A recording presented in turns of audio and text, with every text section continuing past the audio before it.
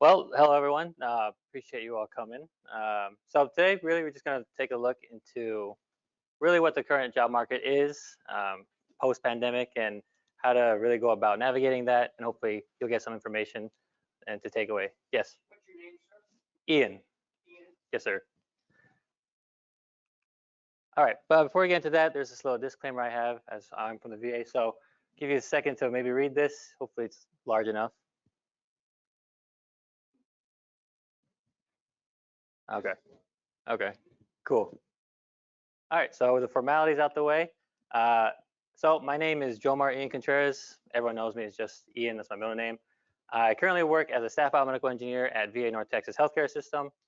And the reason why you see this husky, well, there's two reasons. One is I went to UConn for my undergrad in biomedical engineering and for my master's as part of the UConn Clinical Engineering Internship Program.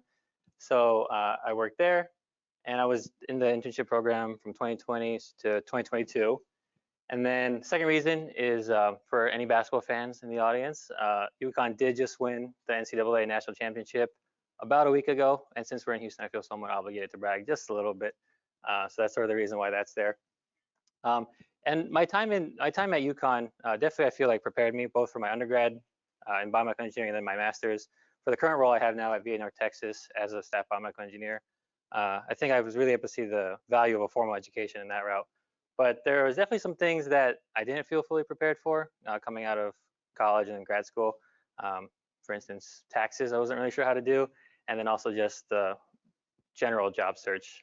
Luckily for me, TurboTax exists, so I was able to use that. And for those who are wondering, I was able to finally do my taxes by myself the first time this year. That was thankfully a very simple process. But for the job search, there's nothing really like that. So I had to go through the job search somewhat during my undergrad career when I was looking for internships in college to kind of make myself more presentable to future jobs. And back then, it wasn't really going so well. I couldn't really network that great. My resume was lacking here and there, and I never really got too many interviews in my undergrad. And for the ones that I did, I would go in not feeling that confident. I would also go out not feeling too confident either.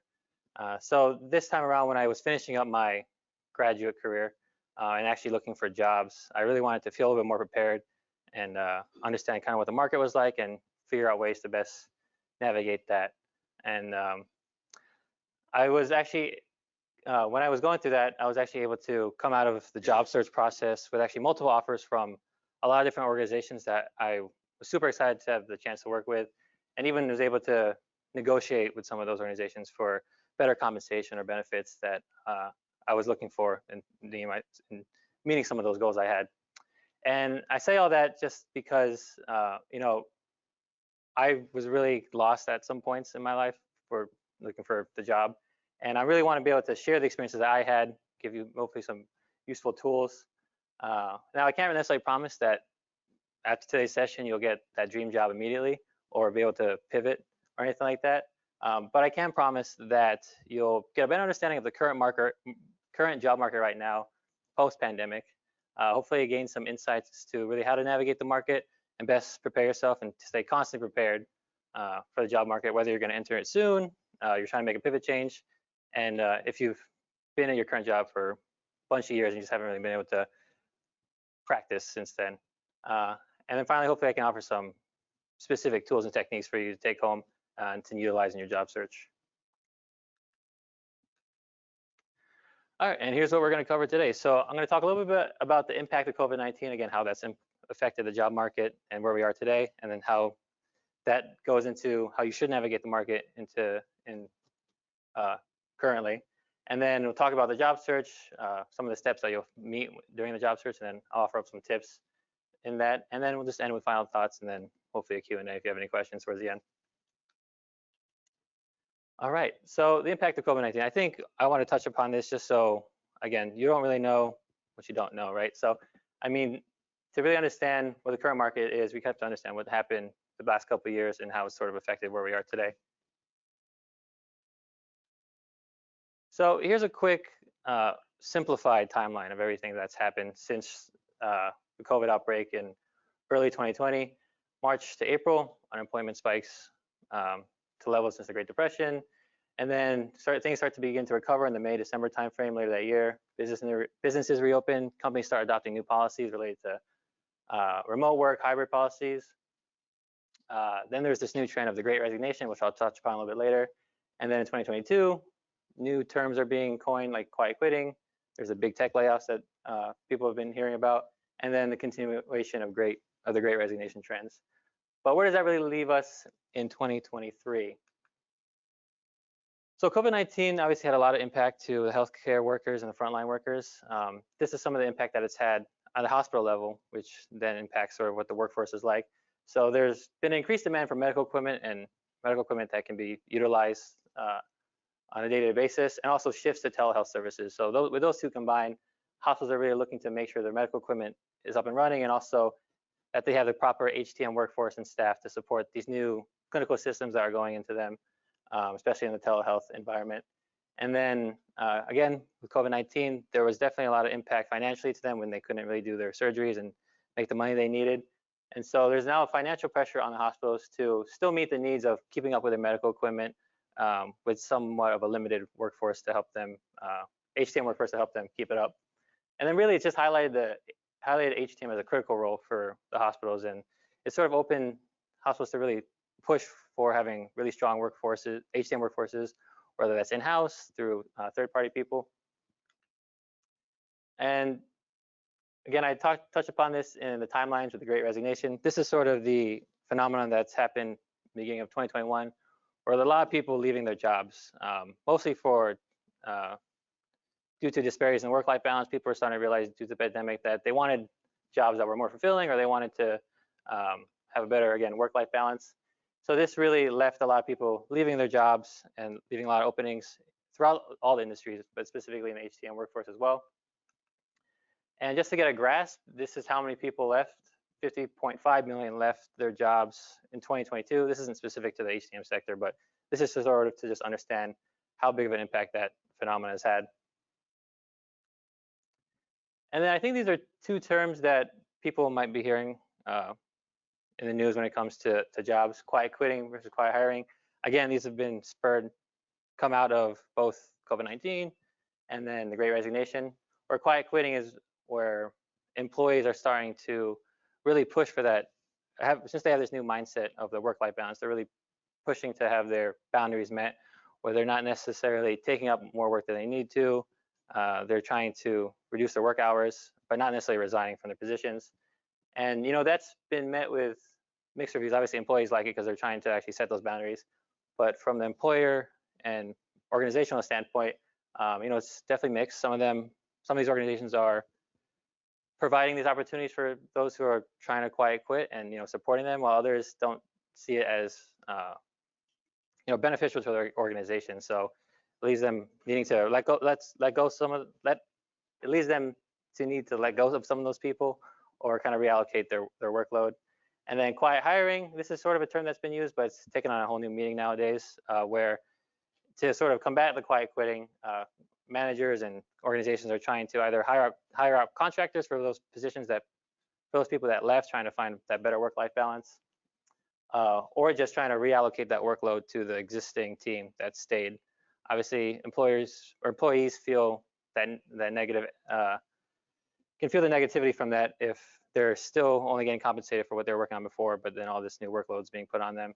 And then from there, they're either choosing to quiet quit, or they're leaving to look for a better place. So it's sort of feeding to each other, these two concepts. I mentioned this before. With all that together, the Great Resignation, quiet quitting, COVID-19, it's really shifted to this different mindset in the employee, from the employee standpoint. Whether that's remote, hybrid work, obviously that started being more and more of a thing because of the pandemic. I mean, it was still a thing a little bit before, but hospitals and other organizations really were pushed by their employees to offer that. Mental health, just in general, I think there's a lot of people coming out of the pandemic with a lot of issues, or just recognizing that mental health was very important to them. So employees are trying to keep that as a big priority for themselves in their jobs and just their overall life. And again, just the disparities of work-life balance that they're starting to notice really came up, and they were really trying to work on just having that for themselves as they move forward. And to kind of feed into that, the priorities of the HTM workforce really changed with this new mindset. Here are some of the biggest priorities that I've researched and that I've seen throughout the workforce. So one, competitive salary. I mean, with the economy being very up and down as of late, people are just trying to make sure that they're getting paid for what they're worth, and they want to be able to go to organizations that understand the value that they offer. Again, that work-life balance. I think people in the field, in this career sector in general, we like to learn, we like to be in the forefront of innovation. So employees are really looking for the opportunity to be with innovative technology, opportunities for growth. I mean, people really want to really have a trajectory upwards instead of kind of being stagnant. I think that's the new mindset. So whether that's professional development offered by the organizations or just opportunities for leadership, and then overall organizational culture that supports the new mindset of mental health or just the work-life balance. And then again, overall job security. I mean, there's always talks about the economy and then potential recession. So any type of job security that employees can feel safe about is something that they would be interested in or looking for. And then these are some of the effects that has happened on the employees and employers side. So these are just some examples of the types of roles out there. I mean, for the employee, there's been increased bargaining power because of this new mindset and them just being able to ask for certain things, with a lot of people leaving the workforce. That better work-life balance, and then even just a chance to pivot their careers. I mean, people feel more confident now to find a job that they truly love and a career that's really fulfilling for them. So if they're trying to pivot, they're making that change now. And on the employer side, some pros that they have is they have the opportunity to hire top talent. There's a larger pool now of candidates out there that are really that could really help their organizations, so they can hire those people that can fit those roles. They can focus on developing their current staff, hopefully not in a way that their current staff feels overwhelmed or burnt out, and then redefine company culture to meet those needs. Now, despite all the pros that happen on both employee and job seeker side, as you can see, there's still a lot of difficulties for the job seeker to kind of navigate through during this type of job market. Whether that's limited job openings due to increased competition, or just difficulty navigating the remote hiring process in general. I mean, even before COVID-19, I started noticing a lot of interviews happening over the phone or through video conferences.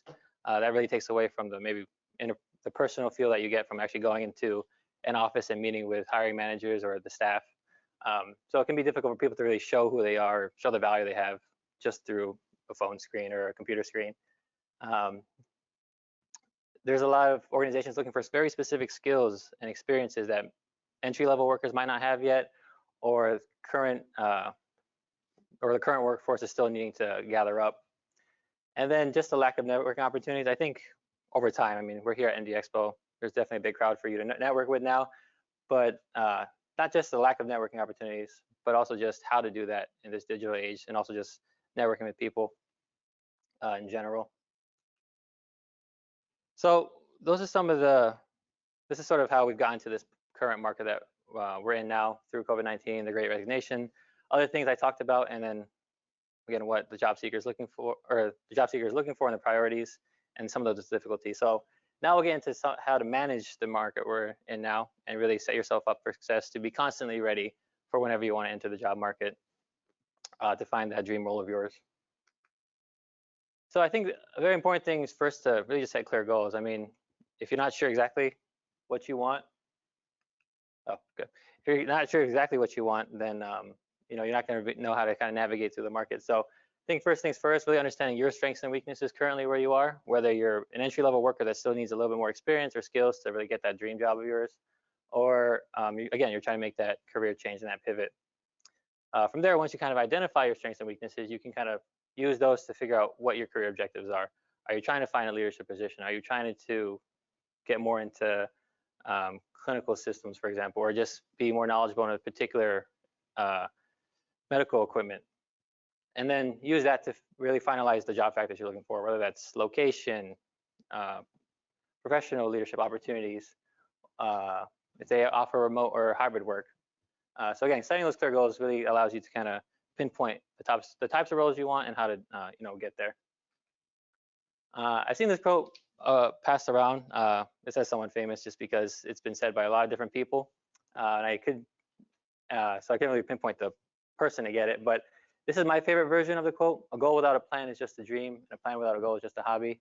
with both you can make progress. So if your goal is to get this remote hybrid job working for a particular organization, uh, you know, that's a great dream, but if you don't have a plan to get there, it's just going to stay that dream. So these next few slides will kind of outline or help you outline a plan and some action steps to move forward. So use your resources. I mean, professional associations, online job boards, LinkedIn, staffing agencies. These are the places you're going to find, obviously, those jobs and locate them. Professional organizations like AME, ACCE, and then online job boards. I mean, TechNation offers their own online job board. So does, I believe, AME and ACCE. LinkedIn is a great resource. I can touch upon that a little bit later. And then I've had experience working with staffing agencies. It's been helpful because I don't have to actively look for stuff. They're the recruiters, so they actively look for me. So if you're busy and you still want to sort of put feelers out there, but you don't have time to actually go out every day and like look, that's definitely a good choice for yourself. I think this is definitely a new thing in this modern age, creating a personal brand. I mean, I think how most people look up who their candidates are is just through a quick Google search. And your best bet to set yourself up for success is having the first feed be a very powerful page of like who you are as a person and who you are as a potential employee. So that could be through your LinkedIn page. I think that's the easiest way. I mean, I think majority of us have access to LinkedIn. And again, it's just that one-stop shop for them to really evaluate who you are as a candidate. You can outline your skills, all your experiences. If you want to get more creative, I've seen people build personal websites. I know some of my coworkers at my job who are looking for work. They began to create their own personal websites with all their experiences, even posted blogs, either through their website or LinkedIn. And it just really helps you. So you got to branch out and get people to notice who you are and who you could be for a potential organization. And then just staying on current trends. I mean, really understanding the industry and like where things are moving, whether that's things are moving over onto the network, more clinical systems in, or new devices coming on market. It's really important that an employer understands that you are keeping up to trend or keeping up to date on all these trends happening within our field. So again, whether that's going to conferences like today, MD Expo, AME, RSNA, HIMSS, looking at publications like TechNation, Journal of Clinical Engineering, 24/7, BINT, taking part of free webinars that some of the organizations offer. ACC offers them, the Global Clinical Engineering Alliance does, ECRI, IMERS does, and then networking. I mean, you're going to see networking a lot throughout the rest of my presentation because it's definitely an important factor to have while you're in the job market. Again, through LinkedIn, reaching out to current connections that you have on LinkedIn and trying to get their opinions on things and on current trends that are happening. And I found more recently that Reddit has a subreddit on about the BMET. So if you're in the technician side of the job market and you're trying to figure out different things or just understand what's happening, that's definitely a good discussion board to take a look at. I touched upon this a little bit earlier, just developing those new skills. Again, once you've identified maybe areas that you're lacking in, you need help on, it's really important to build these skills, whether it's on the technical side or the soft skill side, or even going for a certification. And here's some of just the top ones that I was able to find in my research. So I mean, equipment expertise, whether that you're trying to be the best CT tech or MRI person, understanding how networking and routing works for clinical systems or EHR, documentation and just regulatory standards, whether that's TJC, NFPA, and then just some soft skills. I think everyone almost always hears that communication is a very important skill. Critical thinking, adaptability, customer service. These are just some examples, but some of the things that I think employers are really looking for their candidates. And then another good route is to get some certifications. I mean, here are just some small sampling of what you could get. A lot of these are really entry level. And taking these certifications obviously takes a lot of time and effort, but they can definitely be valuable to kind of stick out on your resume for those employers looking for people with this type of stuff.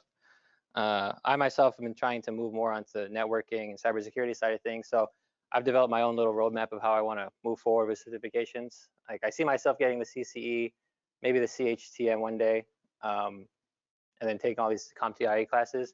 Again, it's a lot of work, but if you put in the work and the extra time and you get these certs, there's no reason why you won't get more notice from these employers looking for these type of skills. Again, just professional networking all around will really help prepare you as you enter the job market. I always hear this, it's not about what you know, it's who you know sometimes. Again, taking part in these organizations, going to these conferences, using LinkedIn, these are just important ways to really branch out your network as much as possible.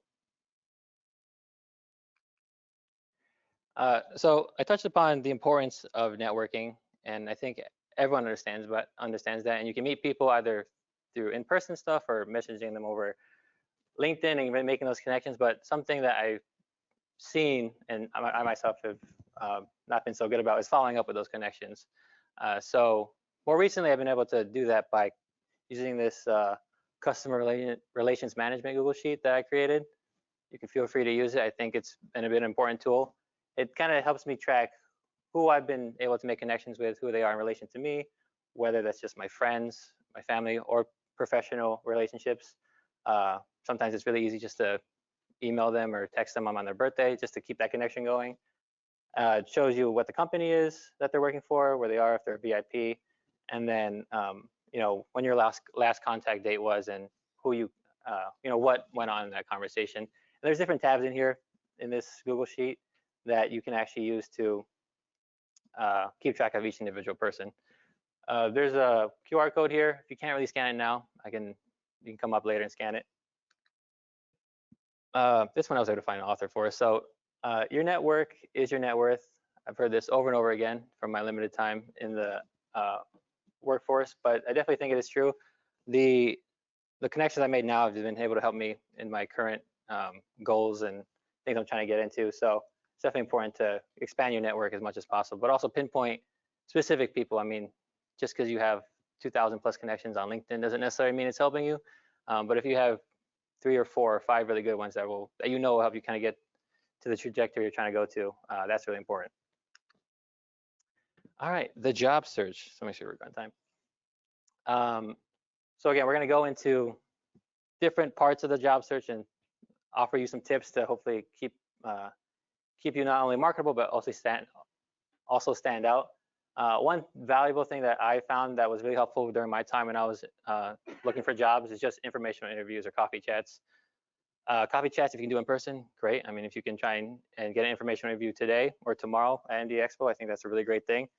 Again, this is really just an introduction based to people you're trying to network with, or if there's a particular organization you know that you want to work at, or future employer, you know, meeting with these hiring managers or people that work there to kind of understand what the what the culture is like, or how the environment is, not only for yourself but also to show that to the hiring manager that you're taking initiative and you're offering and you really want to work there is important. Again, I think this is how I've gotten most of my really good interviews started, from when I had an informational interview.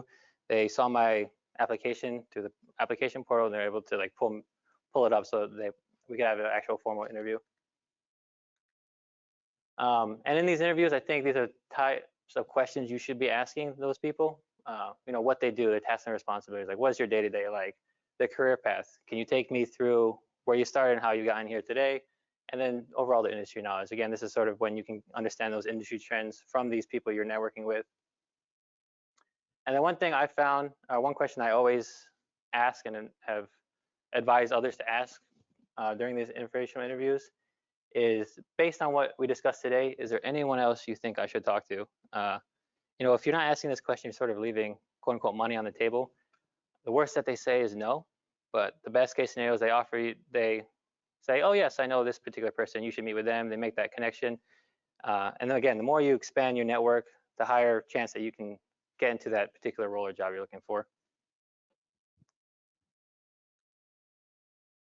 All right, resumes and cover letters. So I think a lot of this people have heard over and over again, but it's sometimes a good thing to hear, especially if you haven't done this in a while. Using keywords from the job description. I think a lot of jobs nowadays tend to use applicant tracking systems to kind of scan those resumes beforehand. So really getting those keywords on your resume to kind of get through that initial robotic scanning part. And then for your achievements, using quantifiable examples with metrics, the XYZ method. You accomplished X by doing Y with Z. And then again, tailoring your resume and cover letters to the job description. I myself in the past have usually just used the same cover letter or resume for each role. But again, for those job descriptions, you really want to try and grab those keywords and put them in your resume and your cover letters to really get you noticed. And the biggest thing is just proofreading and getting multiple eyes to review. I do have some other tips I can't remember off the top of my head, so let me just quickly grab them from my slides.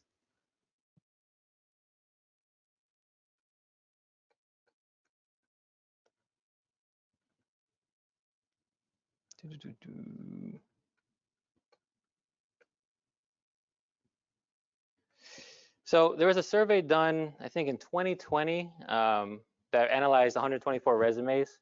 And here are some of the biggest things they found on those resumes that got the people to the interviews. So number one is that 48% of resumes had actually a LinkedIn profile on top of the resume. It seemed like those resumes actually got through a lot more to get people those interviews. Another one, again, is those keywords I talked about. I think one good tip I've used before is I take the job description, I put it into a word cloud generator. You can just look that up on Google, put the job description there, and then you'll see a whole bunch of the keywords that you'll need. And then once you identify those, then you just put those in your resume. Measurable metrics improved resume outcomes, but only about 26% of the 124 resumes had them. And then the ideal resume length is about 475 to 600 words, or about 1 to 1.5 pages. So those are some of the extra things I wanted to make sure I touched on about resumes and cover letters.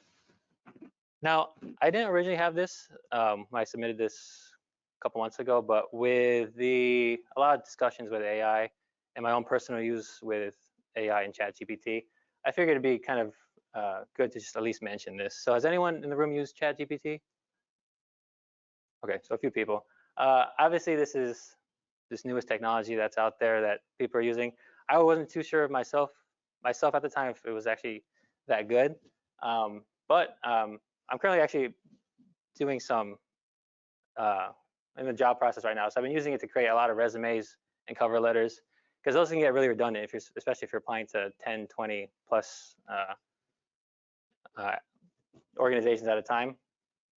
So what I usually do is I just grab my resume, I grab the job description, and then I'll use these types of I guess verbiage in ChatGPT to create the resumes.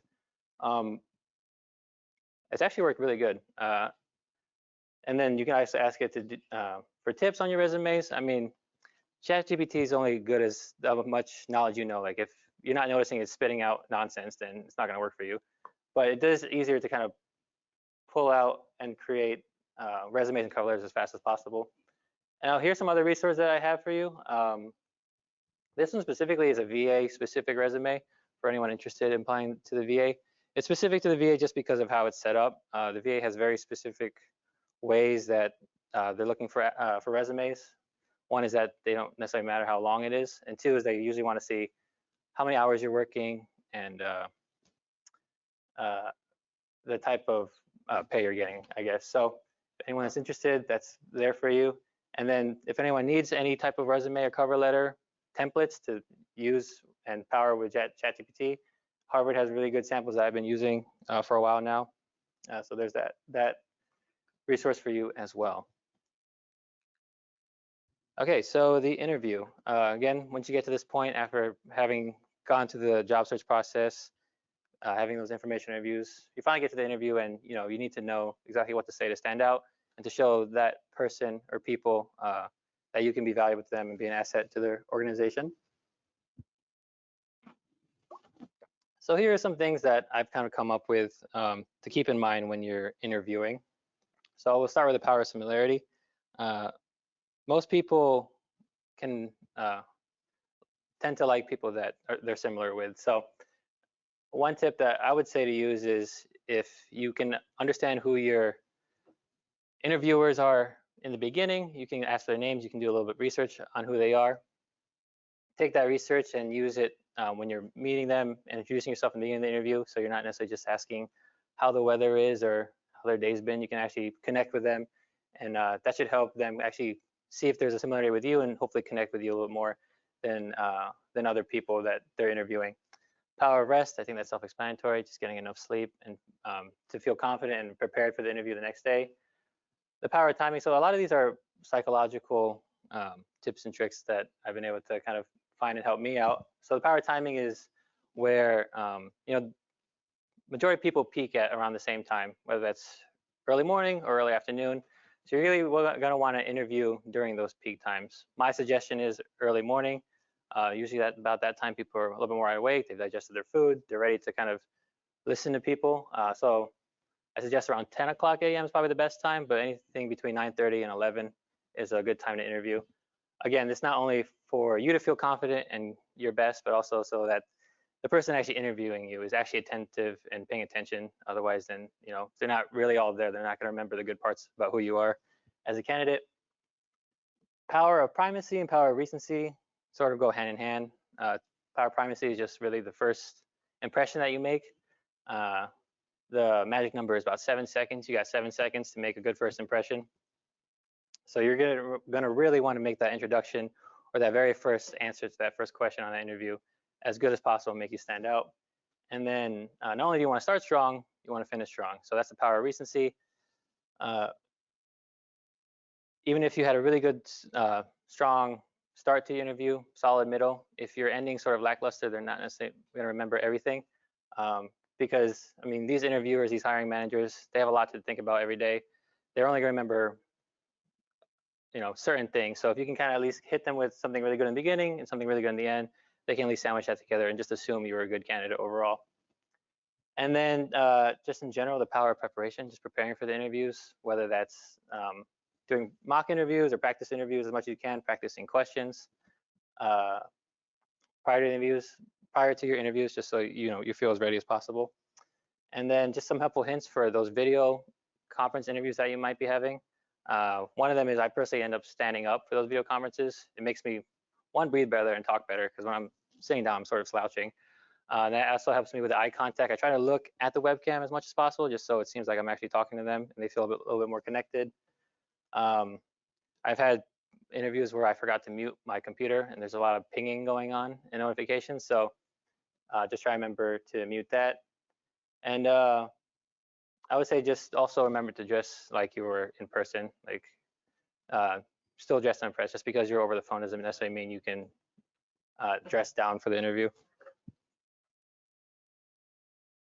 Oh, and I mean, I was talking about AI before, but here's some good AI websites to use for mock interviews. I've used Mockmate and Shadowing AI before. It's actually not bad. They give you time to at least practice what it's like to interview via video conference, and they'll give you a quick analysis of how you did and what things to improve on.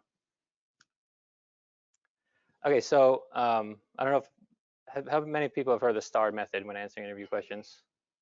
Raise of hands. Okay, so a few people. So I personally actually don't like using this method. And just for those of you who don't know, it's talking about the situation, your task that was at hand, what you did, and then the results.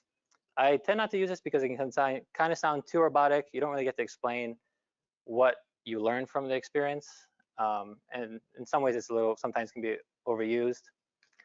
I actually prefer this method, Carl. Again, it's another easy thing to remember. The difference here is that the context kind of takes the place of the situation and task, so you're kind of mentioning it a lot faster, getting to the point of the actual question. You still tell them what you did, the results, but the last thing about the lessons I think has been really helpful for me. It really shows not only that I did something and I was able to accomplish something, but I still learned something. I think a lot of places want to see, especially for maybe entry-level workers, that you're there, you're willing to learn, and you're willing to make mistakes, but also grow out of them. And again, I think I like this a little bit better because I tend to, instead of just answering the questions, I try to tell stories to try to make them remember. I think people remember stories more than they just remember straight up answers. So this method sort of helps you tell a story instead of just answering the question. Oh, and forgot I had this, but I created another Google Sheet with a lot of practice interview questions that you can use. Here's what it looks like.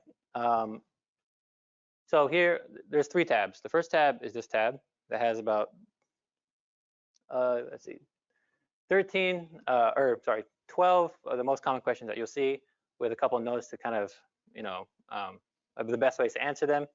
And then the last one is just a set of questions I like to ask at the end. I think you should always ask questions at the end. It shows your interview that you're attentive and you're really trying to understand the organization you're trying to be a part of.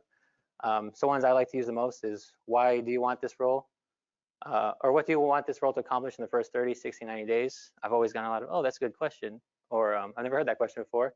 And some other questions I have in there too. So again, this is a free resource. Feel free to download it. That's the first tab. This is the second tab. These are more specific VA questions that I had gathered over my time of interviewing. So these are really good. Obviously, you can add your own questions to here. And then this last tab is a story toolbox. So I talked about stories before and how it's a lot better to tell stories in your interviews because it's a lot more memorable. And I believe there is 4 types of stories you should have ready. Obviously, you're not going to know every question they're going to hit you with, but most of them can kind of be answered through one of these 4 stories. So you're going to want a story about you being a problem-solving hero, whether that was like you're able to come up with a new solution, or you're able to help fix something that had broke. You're going to want an interpersonal relationship story, just to show you can work with people and communicate well. Moment of failure, again, I think people like to see that you're not afraid to make mistakes, but you're also willing to learn from them. And the last one, an achievement and proud moment for yourself. I think we tend to forget that we do accomplish a lot of good things from a day-to-day basis, and sometimes it's good to just mention those things that you have to the interviewer. Again, if you don't get it now, I can always after the session have you download take a picture of this.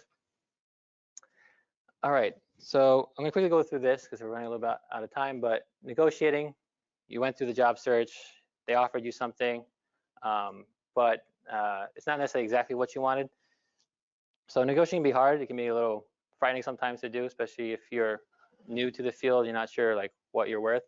So my suggestion is always to do your research. Again, it's not necessarily just negotiating your salary. You can negotiate other things like your title, your position, relocation, types of bonuses. If you can be guaranteed certain development opportunities, maybe up some of your benefits like PTO. You're really going to want to understand what the culture is and go based off that. Also, you really have to understand where you stand with the company. Obviously, they offer you the job offer. They like you and they want to bring you on, but you have to make sure what you're asking for matches the value you can bring. Otherwise, it's going to seem a little off. And obviously, don't forget to make sure to compromise, because it's a two-way street. You want to get the best value for yourself, but also they want to get the best value for their team. This is just a highlight. So JobBite, I think, did a survey in 2021 where they found that only 55% of job seekers asked for a higher salary. And I'm using salary, for example, for negotiating because it's one most people tend to negotiate for. So only about half the people that negotiated or that received an offer negotiated for a higher salary. But of those 55%, 60% actually received a higher offer, and then 15% got nothing. For some reason, they didn't tell me what happened to the other percent. But the point of the slide is really just to explain the importance of negotiating and that it's not going to hurt you. I've never heard anyone rescinding an offer because of negotiating unless they were very rude about it. Obviously, be understanding, be kind, and do your research. And yeah, just always negotiate. Even if you get nothing out of it, at least you had the chance to get something. And then yeah, just accepting the job offer. I mean, at this point, you've negotiated, you got that offer, you're ready to start this new job, hopefully a job that you're excited to have. A lot of people sometimes forget to thank the other places that they're interviewing at, so always remember to thank them. And if you're struggling between multiple job offers, that's again the time to look back at what your priorities were from the earlier slide about implementing a plan and understanding what you want. I think at this point, once you get the job offer, I mean, it's a pretty good time unless you're really struggling with multiple job offers. And final thoughts.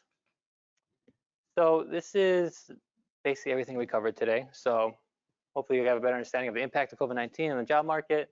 You got some ways to prepare yourself and navigate yourself through the current market, and then have some tools and strategies to be confident in the job search. Overall, I think the market now is really good for the HTM workforce. I think there's still obviously those difficulties I talked about, but if you do your research, you put in the work, and you take some of these tips that I gave you and use them, I think you'll definitely set yourself up for something good, and you'll get that dream role of yours. Well, I've enjoyed the time getting to talk to you today. I've enjoyed the session. I definitely commend all of you for coming. I mean, it shows that you definitely are interested in this stuff and want to improve your outcomes in the job search. And I definitely salute you for that. I hope you have a great rest of your day and have a great MD Expo. Yeah, go ahead. Are you a biomedical engineer? Yes, sir. Okay. And in VA, what does that position do? Yeah, so at the VA, it's I think more of asset management and oversight. So we work with the techs hand in hand. They obviously do the day-to-day repairs, but we manage the equipment through service contracts or doing project management of bringing new equipment in, and even just integrating new clinical systems, whether that's through our EHR or bringing in new software online. It's on the same order as clinical engineer. Yes, so yeah, interchangeable names. Yeah, any other questions from the group? What do you think of the grain of the field? The what? Have you heard the term the grain of the field? No, I have not actually. Yeah, we're all our stats are getting old. Oh, I see. Young people. Anything else? Did everybody get the sign-in sheet? That'll go toward filling that. Thank you. If you didn't have a chance. Oh, thank you. Appreciate it. Didn't have a chance, make sure you come up after and sign this. And then there's also a QR code there. You have to fill out the survey, and then that will be your CE credits. And they'll be mailed to you in the next week. Google. Oh yeah, you want the yeah, so you can scan the QR code. Oh wait, this is not the thing. Or there's also a link you can use. So let me start with the first one. Okay, so here's that customer relationship Google Sheet.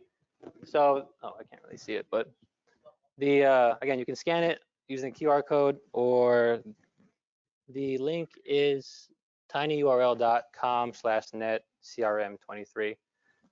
I don't believe you need a Google email to download it, but I'm sorry if you do. But it should be just a quick sign up. Again, this is a template, so you can download it, interact with it. It's not going to affect the template. You can save it for yourself and hopefully make use of it. And then I can go through the other ones too, so you can get them.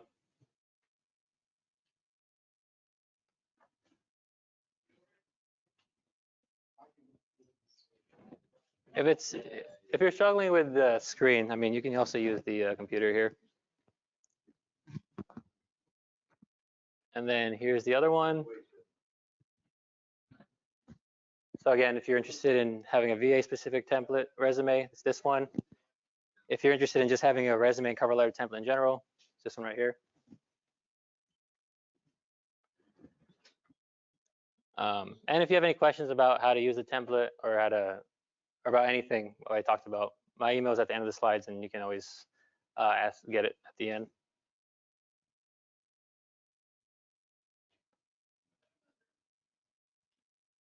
Yeah, the reason I asked, I didn't know if you just had a printout or something of those. Yeah, so I did not have time to have printouts.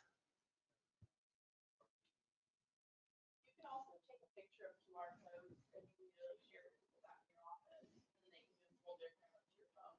Yeah, I'm just saying it's a little Oh, sorry. cumbersome going up there and all them take a picture of that versus having something pass out right now. I'll have to worry about it. I'll definitely take that for next time and have something available. And that one is different from, make sure you don't forget to have QR code credits. Yeah, and then the last one is this one that has the interview questions if you want it. Again, you don't have to necessarily use the QR code. There's links to hopefully make it a little easier. But Yeah, I'll stick around for a little bit after the session if you have questions. But again, thank you for coming, and hope you have a great rest of your MD Expo.